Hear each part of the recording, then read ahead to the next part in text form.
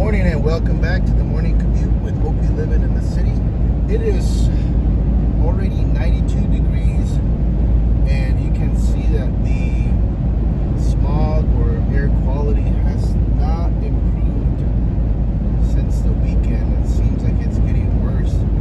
I don't know if it's because of the fires up north or maybe there's something usually if there's a lot of fires in California, it'll blow this way, but it just seems really bad.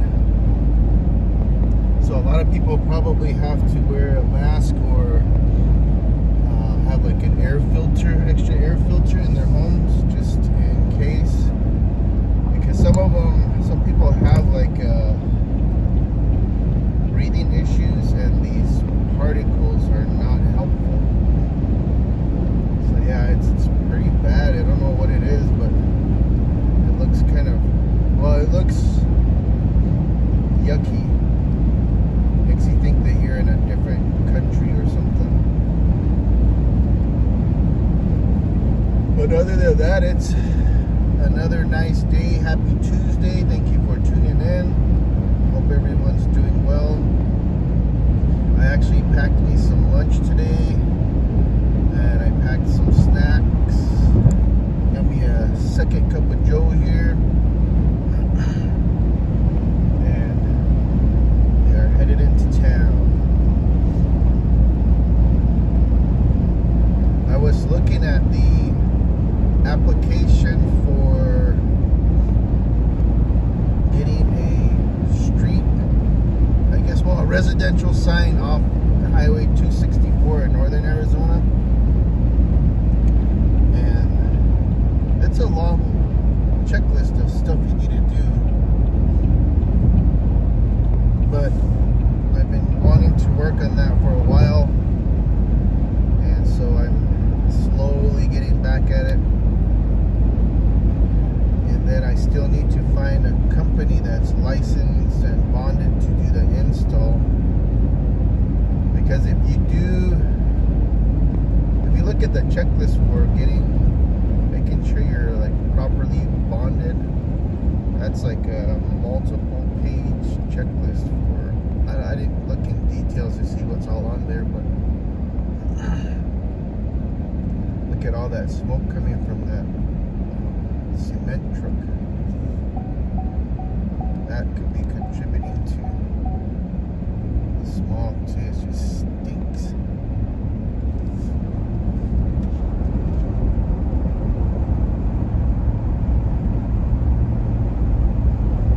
Good thing I have an electric Chevy truck.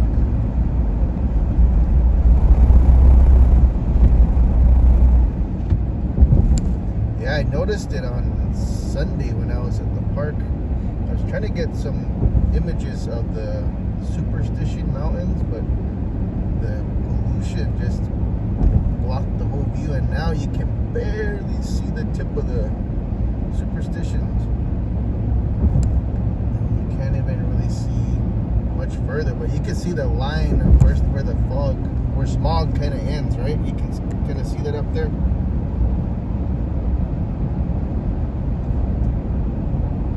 I don't know what, I think they said like an N95 would be helpful to catch those particles and prevent them from going into your body.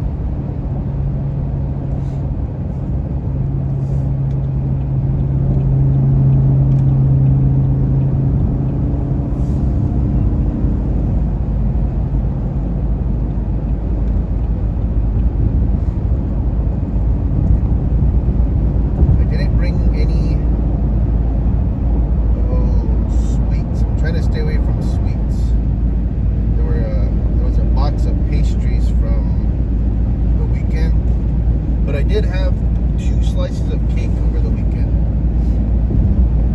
We had a couple birthday cookouts and birthday cakes.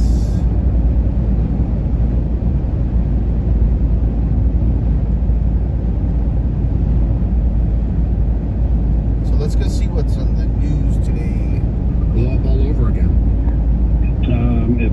If this heat continues, which it will through at least Thursday night, If the storms don't show up, if the winds pick up against them again, it could, turn the corner and go the way they don't want it to. Right now, I think they think they've got a pretty good handle on it. 44% contained, just under, 144,000 acres.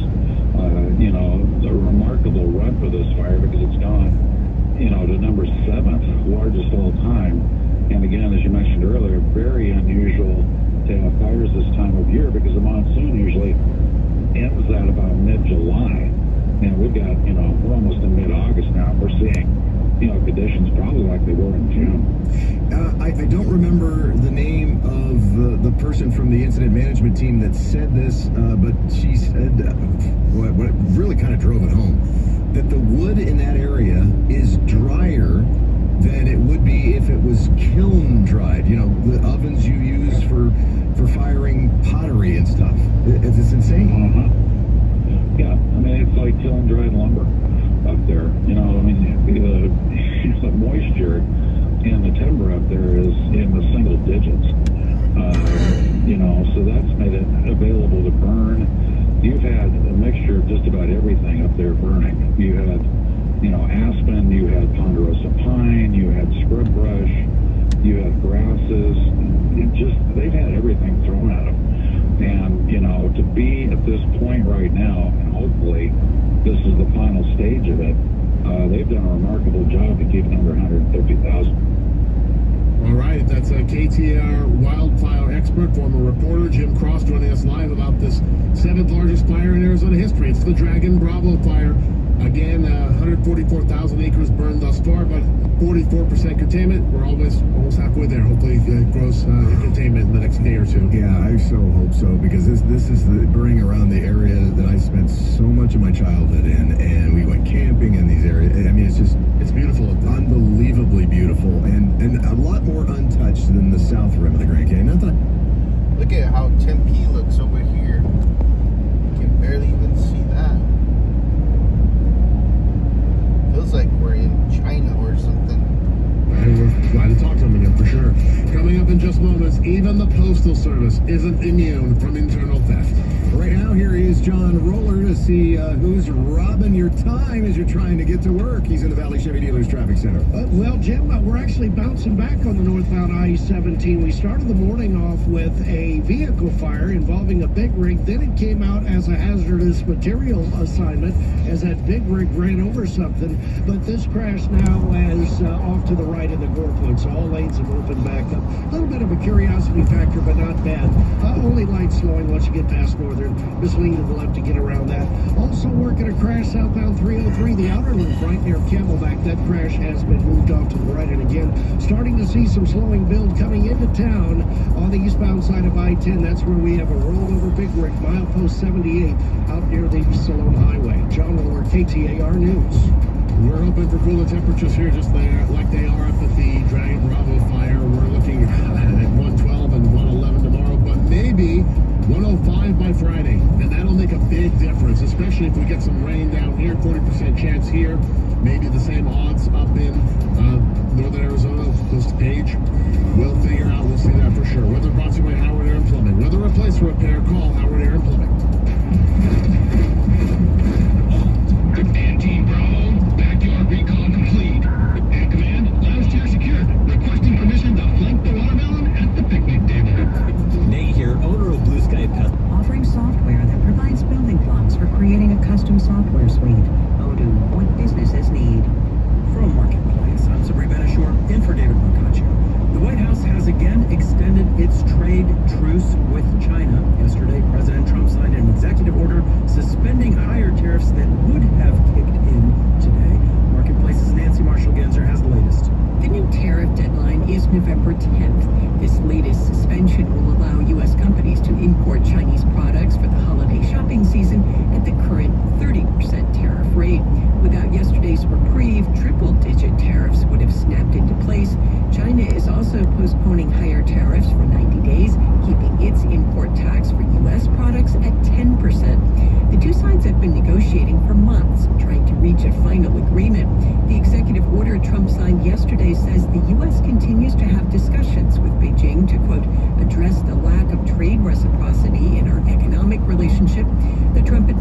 administration says the U.S. trade deficit with China was more than $295 billion last year. In a social media post on Sunday, Trump urged Beijing to quadruple its orders of U.S. soybeans, saying that would substantially reduce its trade deficit with the U.S., but China would want something in return. I'm Nancy Marshall-Genzer for Marketplace. Prices in the U.S. economy overall rose 0.2% in July, bringing the annual inflation rate to 2.7%. That's where it was last month, too. When you take out food and energy, which tend to be volatile, inflation is running at 3.1% annually. That number has been rising for 2 straight months now.